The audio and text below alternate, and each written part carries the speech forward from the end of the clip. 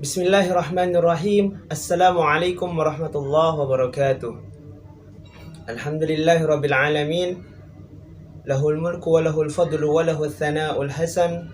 Wassalatu wassalamu ala ashrafil anbiya'i wal mursalin sayyidina Muhammadin wa ala alihi wa sahbihi tayyibin at-tahirin. Allahumma rzuqna al-ikhlas bin niyyati wal qawli wal amal, amma ba'du. Hadirin rahmati Allah Subhanahu wa taala, kembali lagi di kajian Ramadan, yaitu membahas Babul Ilm daripada kitab Mishkatul Masabih. Bismillahirrahmanirrahim. Hadis yang ketiga. Wa an Muawiyah radhiyallahu anhu qala Rasulullah sallallahu alaihi wasallam, "May yuridillahu bihi khairan yufaqihu fid din." Wa inna ma ana qasimun wallahu yu'ti. Muttafaqun alaih, atau riwayat rawahul Bukhari wa Muslim, riwayat Imam Bukhari dan Imam Muslim. Bismillahirrahmanirrahim. Qala musannif rahimahullah, may yuridillahu bi khairan yufaqihu fid din. Di kalimat ini ada sedikit muskilah, sedikit iskal, ada sedikit masalah, yaitu bahwasanya barang siapa yang Allah Subhanahu wa taala terima dari segi amal apapun itu, maka dengan demikian Allah Subhanahu wa taala ingin kebaikan untuknya. Misalnya orang yang dikehendaki untuk bersedekah, maka Allah Subhanahu wa taala ingin kebaikan di dalam sedekah tersebut. Akan tetapi di hadis ini disebutkan may yuridillahu bihi khairan yufaqihu fid din. Di sini disebutkan bahwasanya kebaikan itu dikhususkan pada pemahaman dari segi agama saja. Yufaqihu fid din, cuman pada pemahaman dari segi agama saja, bukan sesuatu yang umum. Maka jawabannya adalah tanwin di sini khairan. Tanwin daripada kalimat khairan di sini kan wa may yuridillahu bi khairan. Nah, tanwin di sini untuk mengagungkan, jadi sesuatu yang tinggi. Jadi lengkapnya may yuridillahu bihi khairan aziman, sesuatu kebaikan yang sangat tinggi, sangat agung, sangat besar. Jadi kebaikan yang sangat besar yaitu ketika Allah Subhanahu wa taala berikan pemahaman agama kepada seseorang. Jadi pemahaman agama Islam kepada seseorang itu adalah kebaikan yang sangat besar.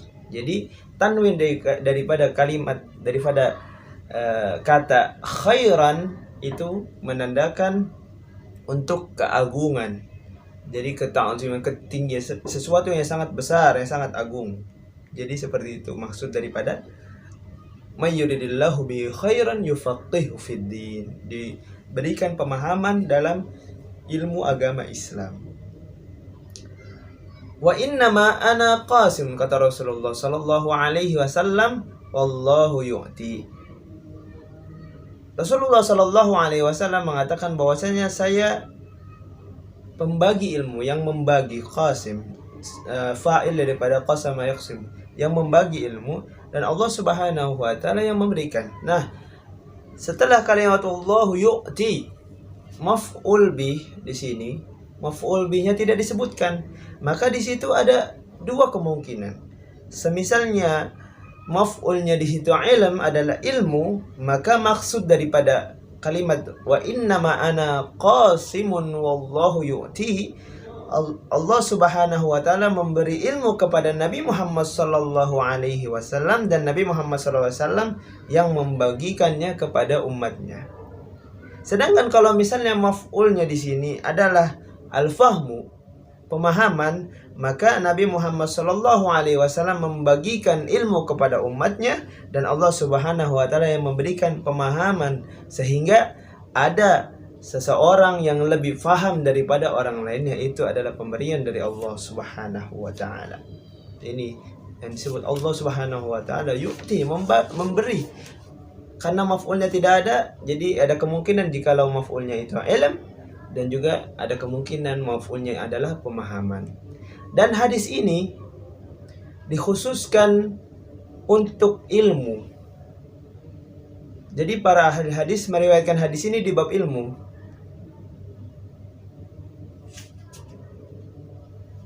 Nah, jadi para ahli hadis meriwayatkan hadis ini, wa inna ma'ana qasim, dan Nabi hadis ini wa inna ma'ana qasim wallahu yu'ti, itu di bab ilm.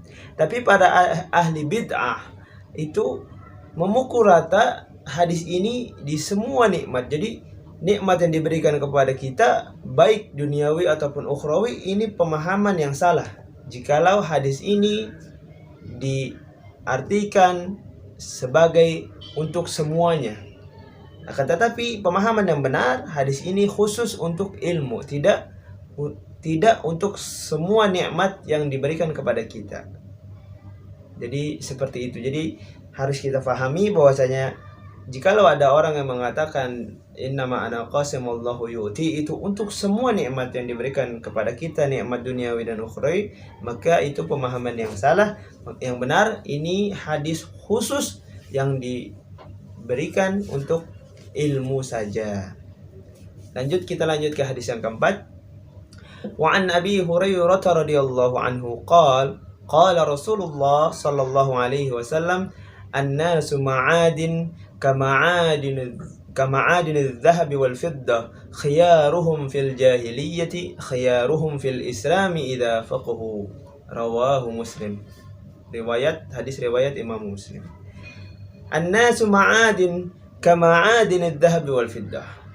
Ma'adin jamak daripada ma'adan, tempat. Secara bahasa artinya adalah tempat berdiri. Sedangkan menurut istilah, ma'adin artinya adalah tempat di dalam tanah yang isinya ada emas ataupun perak ataupun besi-besi ataupun yang lainnya.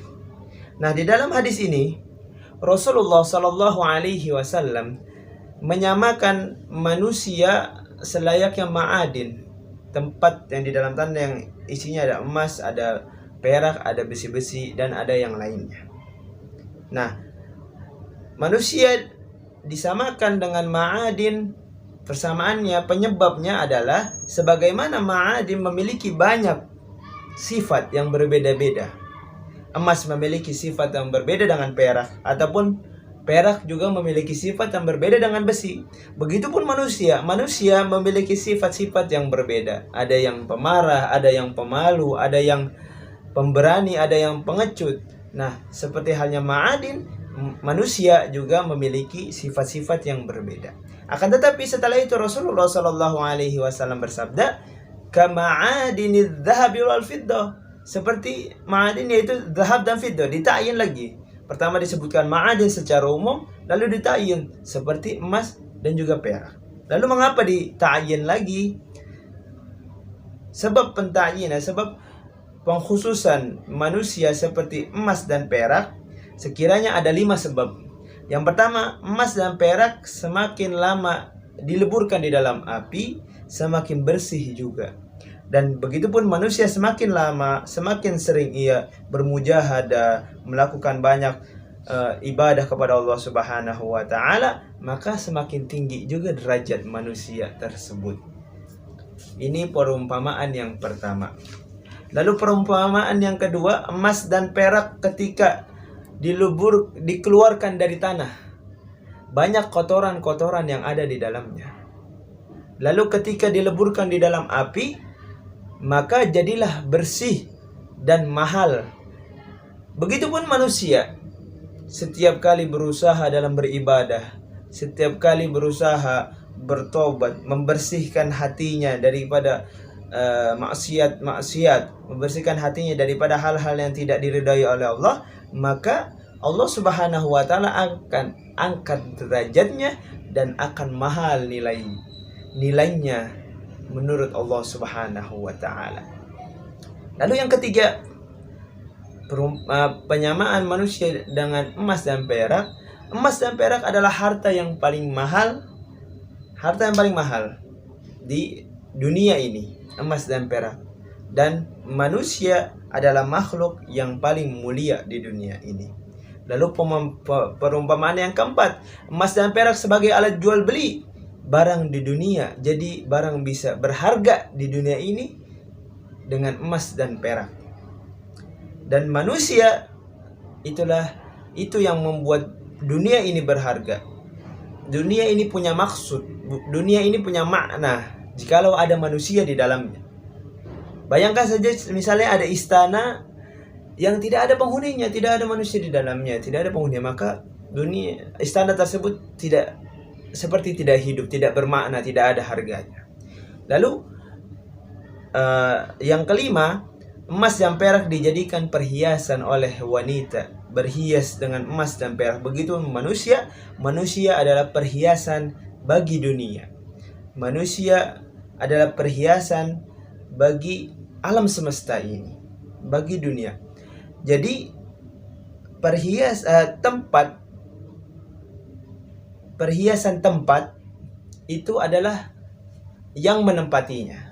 Jadi perhiasan tempat adalah yang menempatinya. Derajat suatu tempat bisa dipandang karena ada yang menempatinya. Seperti itu. Jadi sekiranya ada 5 sebab penyamaan manusia dengan emas dan perak yang disebutkan di sabda Rasulullah sallallahu alaihi wasallam.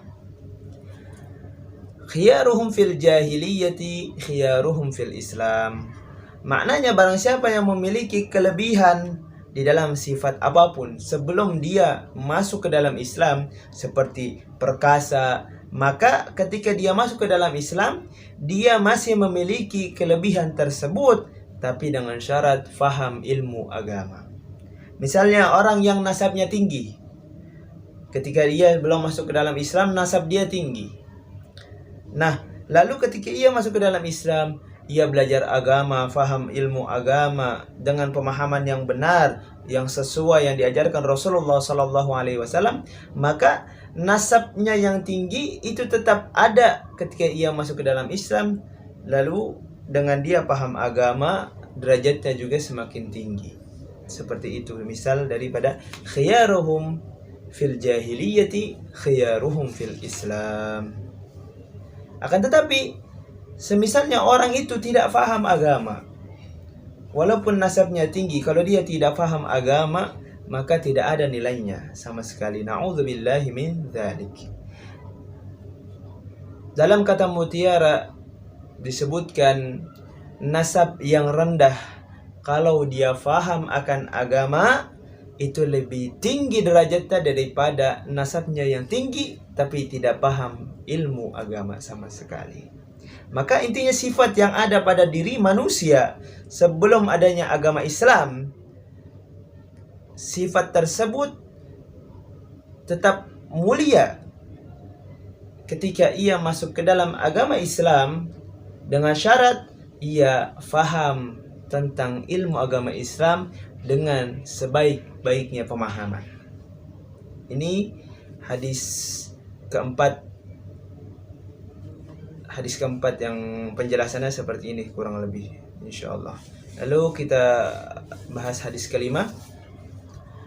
Wa Ibnu Mas'ud radhiyallahu anhu qala Rasulullah sallallahu alaihi wasallam, la hasada illa fi ithnaini, rajulun atahu Allahu malan fasallatahu ala halakatihi fil haqqi, wa rajulun atahu Allahu al-hikmata fahuwa yaqdi biha wa yu'allimuha, muttafaqun alaih. Riwayat Imam Bukhari dan Imam Muslim. La hasada illa fi ithnain. Hasad, hadirin rahmat Allah subhanahu wa ta'ala, hasad dan iri dengki adalah sesuatu yang tidak diperbolehkan dalam syariat agama Islam. Akan tetapi, kenapa di dalam hadis ini disebutkan bahwasanya hasad, disebutkan pengecualian hasad yang boleh, sedangkan sudah jelas bahwasanya hasad adalah maksiat yang sangat besar. Jadi yang dimaksud hasad yang diperbolehkan di sini bukan hasad, yaitu yang dimaksudnya adalah ghibthah. Apa itu ghibthah? Perbedaan hasad dan ghibthah. Kalau misalnya hasad, ia ingin sesuatu yang ada pada orang lain itu ada di diri dia dan hilang dari orang tersebut, sesuatu kelebihan tersebut. Akan tetapi ghibthah, ia ingin sesuatu yang ada pada diri orang lain ada pada diri dia juga, akan tetapi tidak hilang pada diri orang lain tersebut. Itu perbedaan hasad dan juga ghibtah. Hasad tidak diperbolehkan, akan tetapi ghibtah itu harus sangat diperbolehkan. Itu yang disebut fastabiqul khairat, berlomba-lombalah untuk kebaikan. Jadi misalnya orang itu mendapatkan nikmat, baik nikmat dunia ataupun nikmat yang lain, misalnya orang itu memiliki harta yang banyak, kita ingin seperti orang tersebut, akan tetapi harta yang mereka miliki tidak hilang daripada diri mereka. Itu misal daripada ghibtah. Nah, maksud yang pertama daripada hasad yang disebutkan dalam sabda Rasulullah SAW di hadis ini. Sedangkan maksud yang kedua adalah perkataan Rasulullah untuk memompa semangat agar orang bisa mendapatkan dua hal tersebut, dua hal yang dikecualikan. Jadi dengan kalimat hasad yang diperbolehkan, jadi Rasulullah ingin memompa semangat para sahabat agar sahabat bisa mendapatkan dua hal tersebut. Apa dua hal tersebut yang Rasulullah SAW perbolehkan? Yaitu ghibtah yang harus kita miliki jikalau orang lain memilikinya, tetapi tidak hilang daripada diri orang tersebut. Yang pertama, rajulun atahullahu malan fasallatahu ala halaqatihi. Seseorang yang dikaruniai oleh Allah Subhanahu wa taala harta yang melimpah, lalu ia menginfakkannya. Di situ ada kalimat mubalaghah, yaitu ala halakatihi. Jadi seakan-akan ia menginfakkannya sampai uang itu habis. Saking ia gemar berinfak, banyak sekali dia infak, sampai ada mubalaghah di sini, kalimat yang menyebutkan perumpamaan sehingga uang itu habis. Jadi seringnya berinfak. Jadi ketika Allah karuniai orang tersebut harta yang banyak, orang tersebut sering berinfak yang banyak. Nah, ketika berinfak, akan tetapi di ujungnya ada kalimat fil haq. Jadi berinfak yang banyak tapi dalam kebaikan. Jadi sesuatu yang berlebihan, akan tetapi sesuatu tersebut di dalam hal yang baik, kebaikan yang diridhoi oleh Allah Subhanahu wa taala, itu adalah sesuatu yang diperbolehkan. Yang tidak diperbolehkan kita berlebih-lebihan tetapi pada hal yang tidak diperbolehkan, yang tidak diridhoi oleh Allah Subhanahu wa taala. Di sebuah riwayat disebutkan ada dua seseorang ini, orang-orang yang ahlus sufi, mereka berdua ulama besar dan mereka teman dekat, akan tetapi mereka berdua tidak tinggal di rumah yang dekat. Lalu salah satu dari mereka orang yang sering bersedekah, gemar bersedekah, sedekah yang sangat banyak sekali. Orang ini sering bersedekah. Nah, teman yang satu lagi, ia mengirim surat. Dulu hanya bisa lewat surat. Ia mengirim surat dituliskan kepada temannya, bahwa tulisannya adalah la khaira fil israf. Tidak ada kebaikan di dalam sesuatu yang berlebihan. Jadi kawannya dia tulis kepada temannya di dalam surat itu, tidak ada kebaikan di dalam sesuatu yang berlebihan. Lalu temannya yang dikirimkan surat itu yang sering bersedekah menuliskan di bawahnya la israfa fil khair.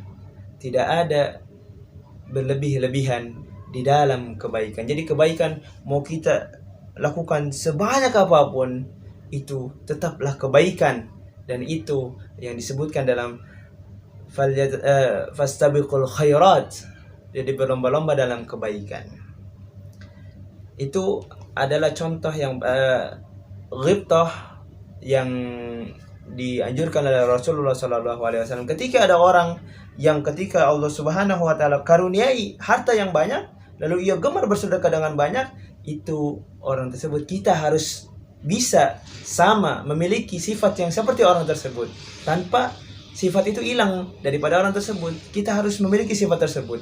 Ketika Allah berikan karunia harta, meskipun sedikit, kita harus sedekah, gemar sedekah yang banyak.